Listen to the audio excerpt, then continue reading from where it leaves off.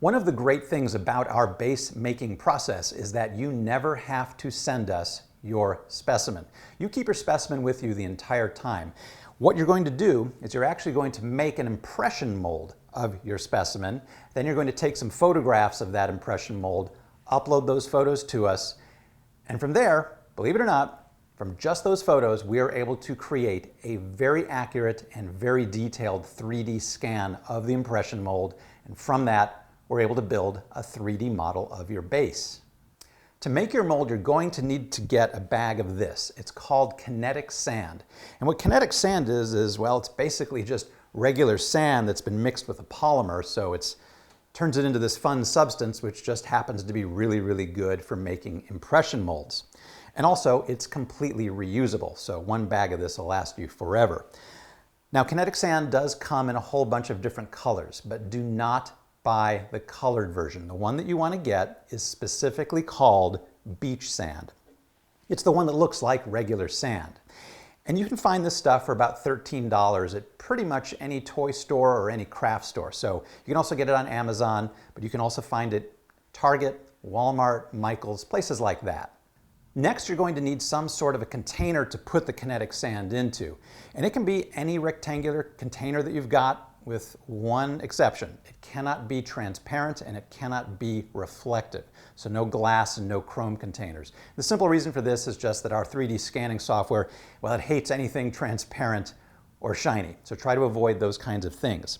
But you can use anything like an empty mineral box. A lot of our customers use that. Or you can use something like Tupperware. Or you can do what we do. This is what we highly recommend. Make your own container out of Lego. Now, I'm going to talk more about why Lego is such a wonderful thing to use for this later in the video. But suffice to say, this is the best thing you can use, and it's what I will be using for the rest of the tutorials. Now we need to fill our container with the kinetic sand. And that's pretty easy. Just take the kinetic sand, put it in the container, and just push it all the way in so that all of the edges and all the corners, everything is full with the kinetic sand. And you want a nice heaping mound of this stuff in here. Don't be shy about putting the whole bag in if you have to. We just want it to be nice and full like this is right here. Okay. Once you've got it in there, we need to make a nice flat surface. So what I'm going to do is I'm going to take a knife and I'm just going to shave it off. Shave it like so. And once we're done with this, we should end up with a nice, level, flush surface, just like this. Now, this is also why I flip the Lego upside down so that the pegs are facing down, because when the pegs are down, it just makes it a whole lot easier to shave this off. Plus, it also leaves me with a perfectly flush top surface. Now, it is very important that the sand goes all the way to the top of the container like this. Make sure it's level, make sure it is flush. So now we're ready to actually make the impression mold. All you got to do is just take your specimen.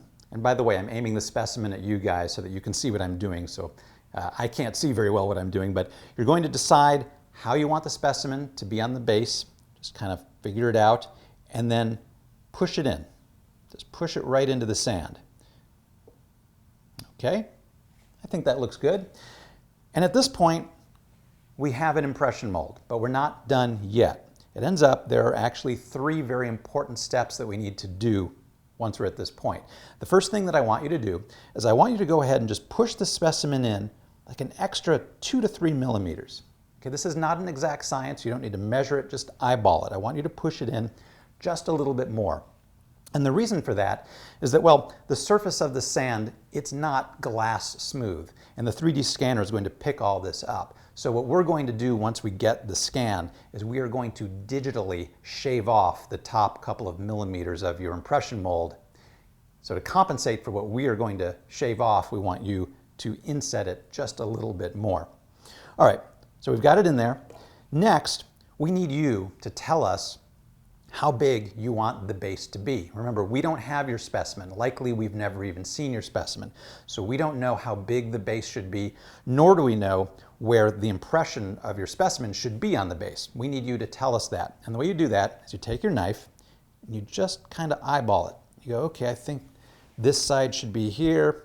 I think this side should be here. And then I will do the front. Okay? This tells us where the sides of the base should be. Now, you don't need to worry about making the lines perfectly straight. These lines are just for reference, okay? But just do try to get them where you want them, and we are going to do our best to make the base this size. All right, the third and final step, and this is the most important one. It is called clearing the mold. And what clearing the mold is, it's just a matter of you lifting your specimen straight up and straight down several times. So go up, down, up, down, up, down, up, down. What clearing the mold does is it will help break down any overhangs that might be in the mold, okay? If you have an overhang in kinetic sand, it's no big deal. It's soft, it's pliable. The specimen will go right through an overhang and you can get it in there. But if we do a 3D scan of this and there's an overhang and then we create a solid resin base from it, you may not be able to get your specimen into it. So it's very important that you make sure you break down any overhangs. When you think you've cleared the mold, just pull it out, and I want you to look straight down into the mold. See if you see any overhangs. If you see anything that looks remotely like an overhang, or even some sand that maybe came loose, just take your finger and just kind of poke the overhang down. And then put the specimen back in one last time just to compress everything, and then you're good to go. It ends up a lot of mineral specimens simply will not stand up on their own.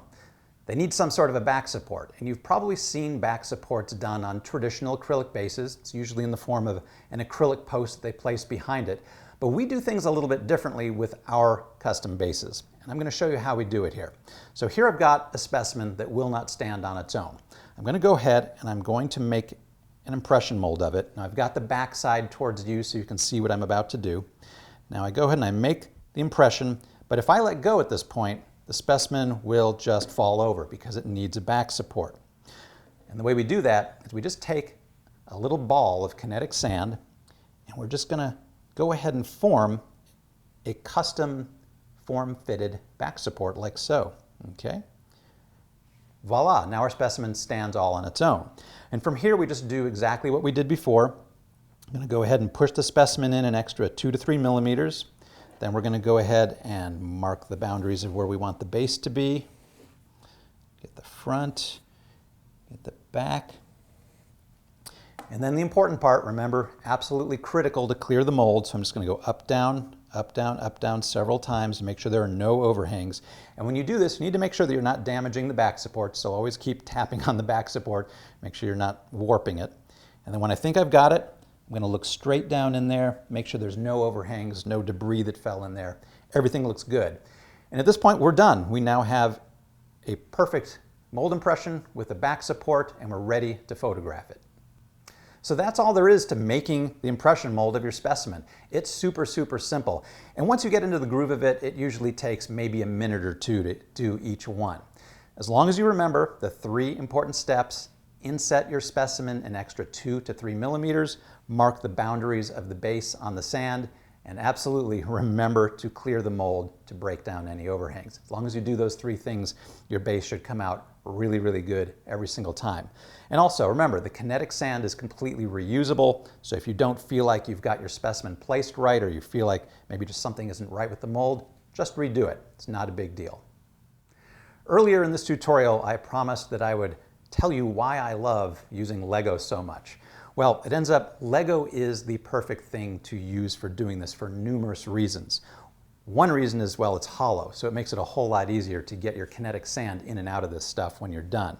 The second reason is, well, it's Lego. You can build it to be whatever size you want. And I actually have 3 different sizes that I use. I have this small one that I made for small specimens, this medium-sized one for medium specimens, and then this larger frame that I built for the larger specimens. And it's great because, you know, you only need to make your Lego 3 bricks deep. Even on this large one here, 1 bag of kinetic sand will totally fill this up. If you're using a mineral box, however, and you have a large mineral box, you may need to buy more than 1 bag of kinetic sand to fill it up because it's so deep. Now, the other really good thing about Lego is that, well, it ends up our 3D scanning software absolutely loves Lego, and the reason is because it has a pattern on it.